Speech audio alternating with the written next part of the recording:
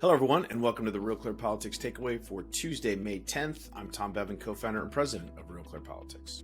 And I'm Carl Cannon, Washington Bureau Chief. Tom, it's Tuesday in May during an election year. There must be primaries somewhere. There are primaries today, Carl, particularly in Nebraska, but also West Virginia. But the Nebraska governor's race is another one of those contests where Donald Trump has weighed in favor of a candidate, Charles Herbster, who has been accused of groping women and is, believe it or not. Wait a minute, that phrase sounds familiar to me. If you're famous, you can just grab them anywhere, right? Who said that? Oh, I can't remember. Anyway, it's a pretty hotly contested primaries, a three-way between Jim Pillen and Lindstrom is the third candidate who, we don't have any polling in this race to speak of. We just know from anecdotal reports on the ground that, I think it's going to be close. And we'll see whether Trump is able to get another one of his endorsed candidates over the finish line. Obviously, he had a good night a week ago in Ohio with J.D. Vance and a number of other candidates in the Ohio race. And he's got another big one coming up next Tuesday in Pennsylvania with Dr. Oz, but Tom, right now all the eyes are on Charles Herbster in Nebraska. Well, the polls showed in Ohio that Donald Trump's endorsement did make a difference. It was maybe moving that way anyway, but in Nebraska, no polling. You said that at Real Clear Politics, where you and John McIntyre, who founded this news organization, pioneered the polling average. And the Real Clear Politics polling average is still the gold standard, but we don't have polling. That's like a night carrier landing, a black hole without radar. Yeah. I mean, in the middle of the Pacific Ocean, what are we going to do? Well, I guess we're going to wait for the votes.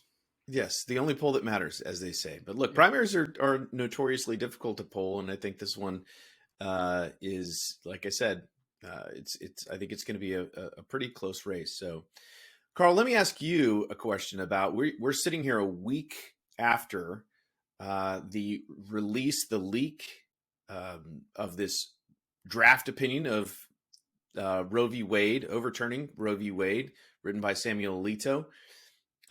We talked about it on this exact show 1 week ago today. It happened, I think, on Monday. And now we've seen a whole week's worth of commentary. We've seen a week's worth of protests, including last night outside of Justice Alito's house. Before that, it was Brett Kavanaugh. We saw a bombing of a pro-life group in Wisconsin, Molotov cocktails and vandalism, graffiti. We've seen mass interrupted in churches around the country by protesters. Where is all this standing, Carl? Who do you think it benefits? Does it benefit a side? It's like getting asked a question from Donald Trump. You answered your own question before I could answer it. What do you think? What do you think's going on here? Here's what I think's going on. I had said a week ago that I thought it might help Democrats, but not because the base would be energized or for the reasons you saw, but because those people who vote are single issue voters on abortion, they're already spoken for on either side, and they're motivated voters on either side. But I thought that if this opinion was right and it was adopted by the court, it would play into a couple of themes that the Democrats have been trying to get independent voters to pay attention to. One is that the Republicans are authoritarian now, and they claim to want government out of your life, but they don't really.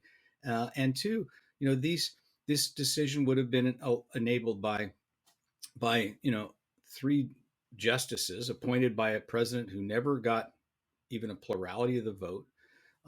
And some hardball tactics by Mitch McConnell, where they won't fill vacancies when it's not going to go their way, but they rush them through and it is going to go their way. And the Democrats were going to argue that these aren't real. This is minority rule by an authoritarian party. And I thought the opinion played into that narrative, and I still do. But there's another narrative, and the one you pointed out. They're bombing clinics. They're bombing. No, not clinics. They're bombing offices of the right to life people. And the far left is now imitating the people that they hate the most, literally, and talking about it, bragging about it on Twitter. Well, they used to shoot abortion doctors, so we need to do this kind of stuff. And that's going to remind what that reminds independent voters is that on this issue and so many other issues, neither party speaks for them. So I had a drink last night with an old friend, an independent, Tom, and we were asking about abortion. He said, I won't, people ask me, are you pro-life or pro-choice? I wouldn't even use those terms anymore because the whole debate is just this Manichaean thing, two extreme points of view hurling names at each other. He said, if you asked me or you asked the American people, if a 15-year-old girl is raped by someone she doesn't know, should she be allowed to have an abortion? Well, 80-90% of American people say yes. If you ask American people, a woman 8 months pregnant, consensual sex in a stable relationship, just decides she'd maybe rather not have the baby, should she be allowed to have an abortion? Huge majorities would say no. And so that's where the American people are. They're sort of in the reasonable middle, and neither party speaks for them. And so what I think is going to happen is that this decision will just further inflame the camps, but probably won't move independent voters. But we did see a story earlier this week from Reuters. They surveyed a number of women, about 40 women in the Phoenix suburb of Scottsdale, and who said even, the one woman they profiled was a 61-year-old Biden voter who said, she was aware of the leak of the draft opinion, but inflation was still the number one issue for her. And that was repeated over and over again. I think as we see gas prices continue to rise, it's hard to see how this issue is going to rise above the economy, rise above inflation, rise above those kitchen table issues that are occupying the minds of most American voters right now, regardless of sex or age, or in some ways even ideological preferences. So, but we will continue to get more data on this, and we'll continue to monitor it and talk about it as the election approaches. But that's where we're going to leave it for today. For Carl Cannon, I'm Tom Bevan, co-founder, president of RealClearPolitics. And this has been the RCP Takeaway for Tuesday, May 10th.